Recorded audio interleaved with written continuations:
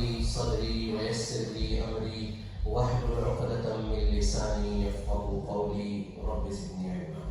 My respected elders and brothers, in the last 3-4 weeks we were discussing regarding the seerah of Rasulullah sallallahu alaihi wasallam, and before that we had started a topic regarding the hadith of Tirmizi that Abu Hurairah radiallahu anhu narrates that the Sahaba radiallahu anhu were sitting with Rasulullah sallallahu alaihi wasallam, and he asked them, who is there amongst you who is going to learn these things from me, take these advices from me?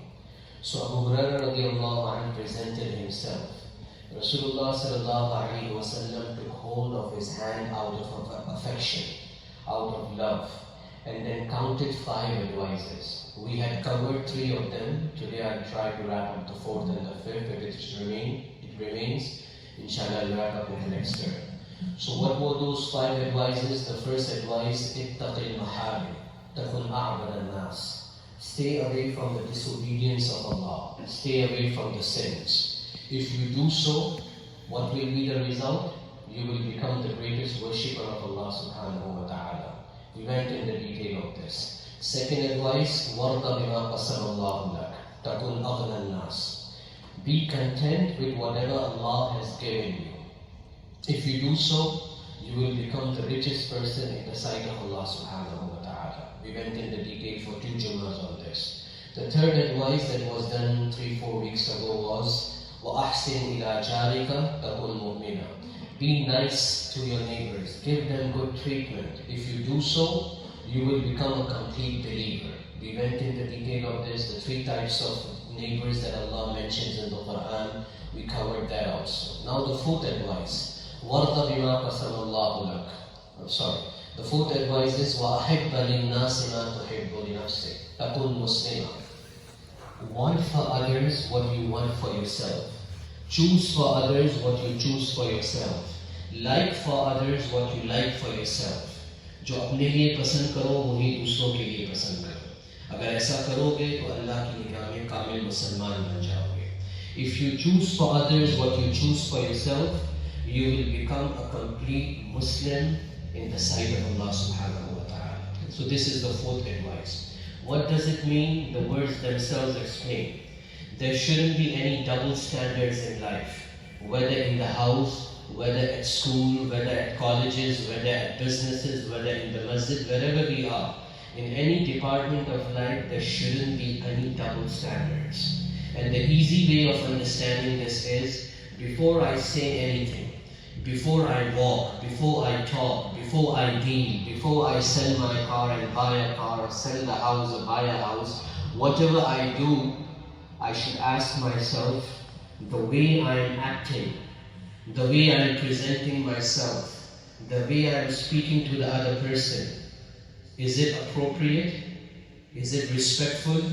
Will it break his heart or her heart? Will this torture him? Will this be a source of disrespect to him? So automatically we will know that what we are choosing for ourselves, the same we are choosing for others. Sure, when children make mistakes, we have to be stern. When employees under us make mistakes or do not fulfill the assignment, we have to remind them. Sometimes we have to be stern also. So that doesn't mean that is wrong. The only thing that is being mentioned here is what we like for others, we should like for ourselves, we should like for others also. Now what's the gauge for this? It's easy for me to say this, it's easy for you to listen to this also, but it's very difficult to practically implement this. What's the gauge? आला क्या है? कैसे हम देखेंगे कि हम दूसरों के लिए भी वही पसंद कर रहे हैं जो अपने लिए कर रहे हैं और दोहरे पैमाने हमारे अंदर नहीं है? इसको चेक करने का कोई थर्मोमीटर, कोई आला है? इसका आला है. क्या है वो? Now this is one hadith. This is one hadith of Rasulullah sallallahu alaihi wasallam. Keep this on one side for 1 minute. Let's go on another hadith. It's a very famous hadith of Sahih Muslim. Rasulullah sallallahu alaihi wasallam said, "Al-Muslimu man salima al-Muslimuna min lisanihi wa yadihi." Or kama qala. A Muslim is one that other Muslims are safe from the harm of his tongue and from the harm of his limbs. मुसलमान वो है कि दूसरे मुसलमान जिसकी ज़बान की तकलीफ से और उसकी हाथ की तकलीफ से महफूज रहें, ये मुसलमान की तारीफ है. So this is a definition of a believer, that other Muslims are safe from the harm of his tongue and from the harm of his hands or limbs. Okay. So now the ulama say this hadith, al-Muslimu man salima al-Muslimun, this hadith is the essence of the Islamic social life, is the crux and the core of the entire Islamic social system. इस्लाम का जो माशरती निज़ाम है उसकी बुनियाद एक हदीस पर है, और वो कौन सी हदीस है कि मुसलमान वो है कि दूसरे मुसलमान जिसकी ज़बान और हाथ की तकलीफ से महफूज रहे. अगर इस हदीस को निकाल दिया जाएगा तो इस्लाम की माशरती निज़ाम की बुनियाद ही हट जाएगी. पूरे निज़ाम का खुलासा उलमा फरमाते हैं आप सल्लल्लाहु अलैहि वसल्लम ने इस हदीस में दे दिया.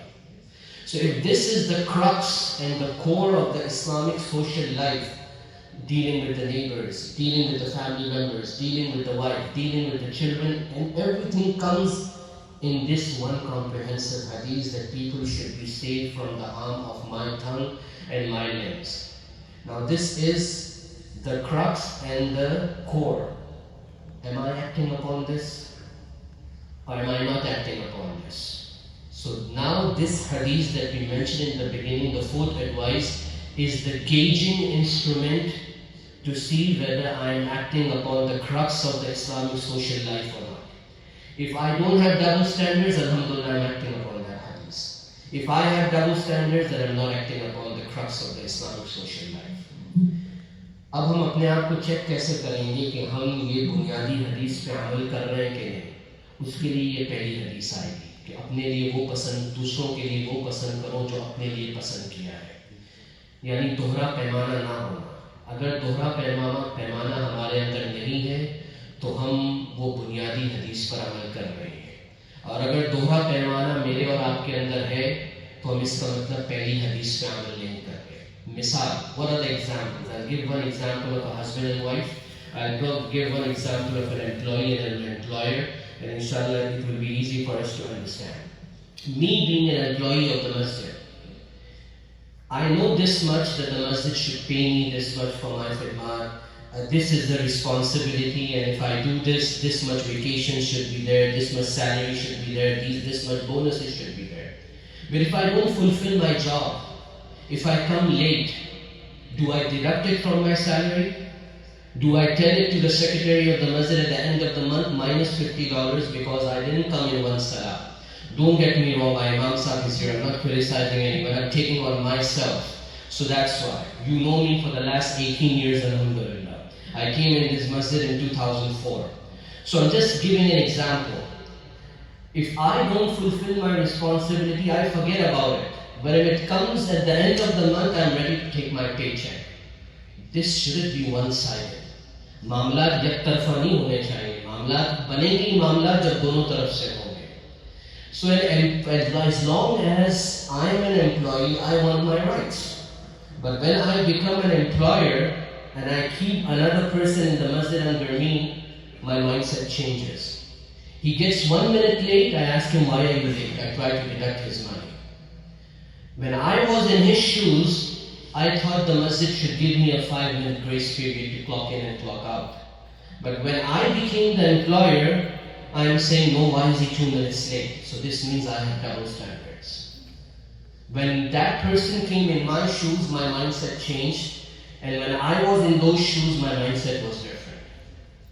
This is one example. This means double standards are there. Husband and wife. When a husband goes home, when you brothers reach home after an extensive day of work, you have certain expectations from your wife. The house should be in a decent position. The food should be ready. The kitchen should be nice. The dishes should not be lying since breakfast in the sink. The kids should be dressed and everything should be in place. If it's not so, as soon as you enter the house, you start frowning. Your wife knows something is wrong. That's why my husband's face is like this.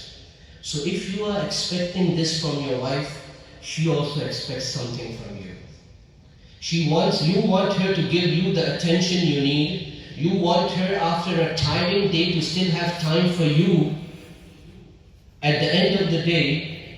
So then she also expects time from you. She also expects attention from you. When it's your day off, she had made her plans that Sunday will be my husband's day off. he will take me here and here for grocery, for whatever the reason. And you say, I'm going out. Don't get me wrong, I'm just giving examples. I'm going out, hanging out with my friends. Your expectation is one-sided. Love is not one-sided. Love is something mutual.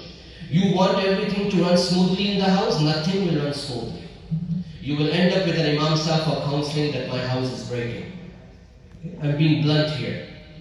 So, what you expect from others, you should do the same to others also. Abdullah ibn Abbas says in the tafsir of an ayah that I do not ask my wife for all my rights. मैं अपनी बीवी से अपने सारे हुकूक नहीं मांगता.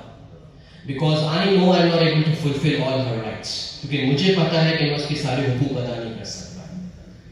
So this dhihan, this realization develops when the fear of Allah subhanahu wa ta'ala is there. This is what Rasulullah sallallahu alaihi wasallam is telling us here. Choose for others, want for others, like for others what you like for yourself. If me and you are able to erase these double standards in life, then automatically we will be acting upon the hadith of Rasulullah sallallahu alaihi wasallam that says, a believer is one that from the harm of his tongue and limbs other believers are saved. So this is something that I should go home today, all of us should go home today, do the introspection and try to implement these things. Whatever was said and heard, may Allah subhanahu wa ta'ala give us understanding of these things. Ameen. The first azan has not been given. The azan will be given inshallah, and then you brothers can pray the sunnah.